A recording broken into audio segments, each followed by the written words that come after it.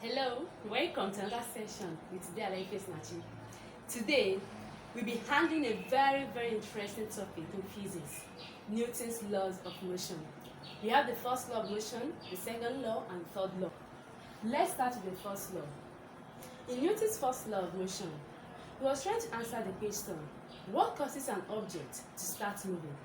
And what makes an object in motion to stop moving? This he answered in his first law. Newton's first law of motion states that an object at rest will continue to remain at rest, while an object in motion will continue to move with constant velocity except acted upon by an external force. Simply put, Newton was trying to state that if an object is to be at rest, that it can't move except an external force acts on it. The same way, when an object is already in motion, it can't change its velocity by itself except an external force acts on it. By this first law of motion, Newton was trying to state that an object on its own can't start moving, can't stop moving, and can't change direction on its own. It is much easier to understand Newton's first law of motion, the part which states that an object at rest will remain in a state of rest except being acted upon by an external force, because we see it every time. When you drop something on a desk, maybe this marker for an instance, you place it on a table, what happens? On its own, the marker cannot move except an external force acts on it. Then, what about the part where he says that when an object is in motion, it can't stop, that the velocity can't change except a force acts on it. In the time of Newton, people then believed in something contrary to what he stated. They believe that when an object is in motion, that in the absence of force to keep it in motion, that it will stop. While Newton was saying that in the presence of force, it stops. Then how do we just oppose this? Newton was trying to make us understand that when an object is in motion, it will continue moving in a straight line, except a force acts on it to stop, and that force is recognized as friction. We know very well from our basic physics that friction is a force that opposes motion. So Newton was trying to explain that if friction is being removed from the pathway, that object will keep on sliding till infinity. Thus, it will not change direction, neither will it change its speed once it has been set into motion. From Newton's first law of motion, he was trying to explain that on an object already in motion does not need force to continue moving. Rather, it needs an external force, that's the friction, to stop moving. You can actually practicalize this by sliding maybe a ball along a rough surface.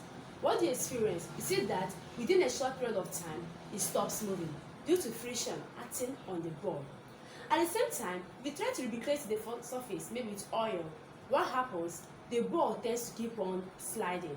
So in the absence of force, Newton is trying to say that the ball keeps sliding. But in the presence of force, which is our friction, the ball stops sliding. In essence, Newton was trying to say that a body will continue to stay in this state of rest and will continue to move with different velocity except an external force acts on it. This Newton's first law of motion can also be called law of inertia. When you say inertia, you actually mean the tendency of a body to resist change in its status. That is, the tendency of a body to resist that force that will cause it to change its state of rest or change its state in a uniform velocity. This inertia we're talking about is proportional to the mass of the object.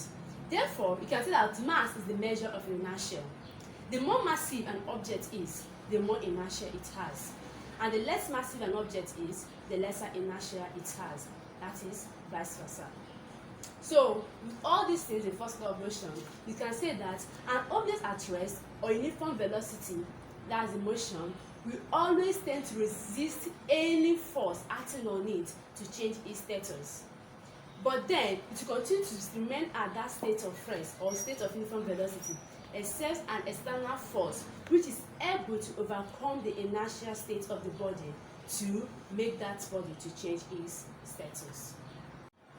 Let's journey with Newton to his second law.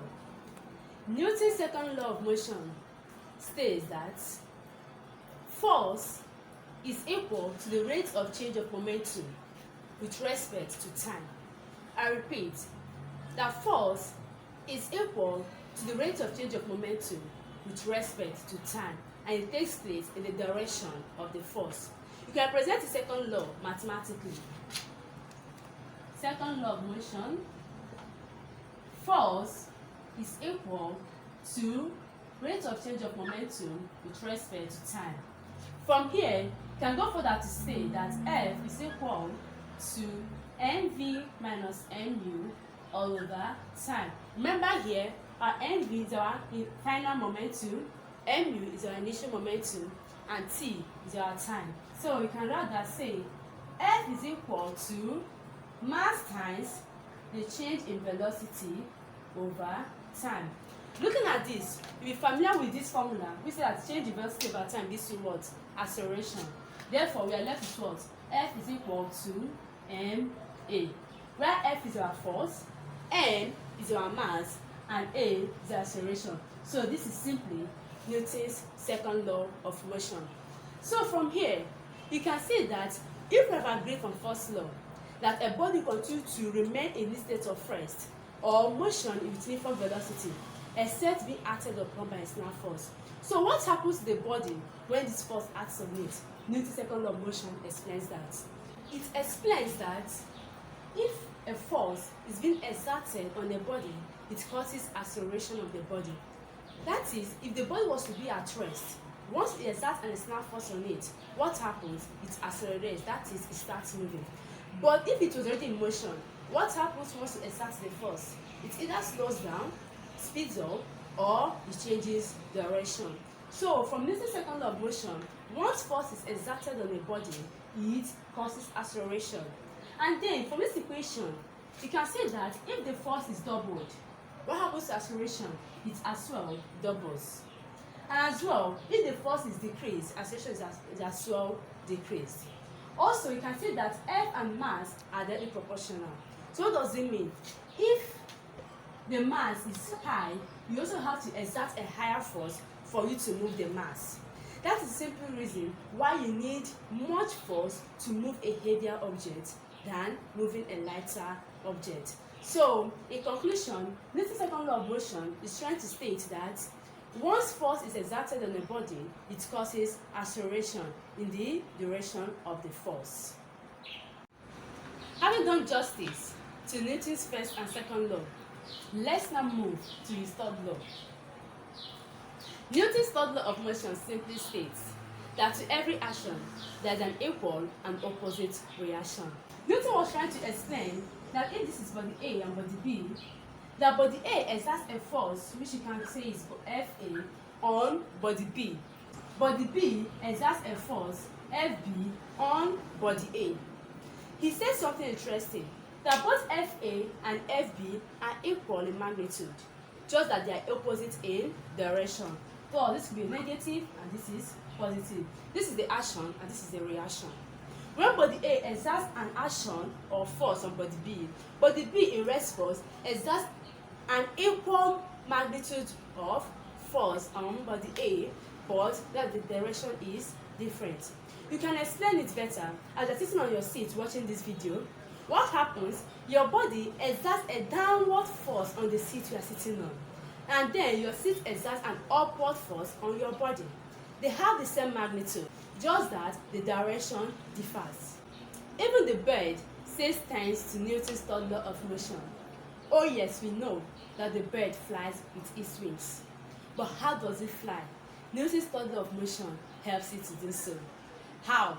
When the bird flies, the bird, with the help of its wings, exerts a downward force on the air. And since the air has to reciprocate, what does it do? It exerts an upward force on the bird. The magnitude is the same, but the direction differs. The air exerts an upward force, while the bird exerts a downward force, but both have the same magnitude. That is the reason why your bird can fly, saying thanks to Newton's third law of motion. Therefore, explaining Newton's third law simply, to every action, there must be an equal and opposite reaction. Having grasped these three laws of motion, we can simply summarize that when an object is at rest or moving with uniform velocity, it continues in that state except a force acts on it, which then causes acceleration. And the acceleration takes place in the direction of the force. And then, to every of this action, there must be an equal but opposite reaction. Thank you so much for being with me to the end of this session. I hope to see you in my next session. Remain blessed.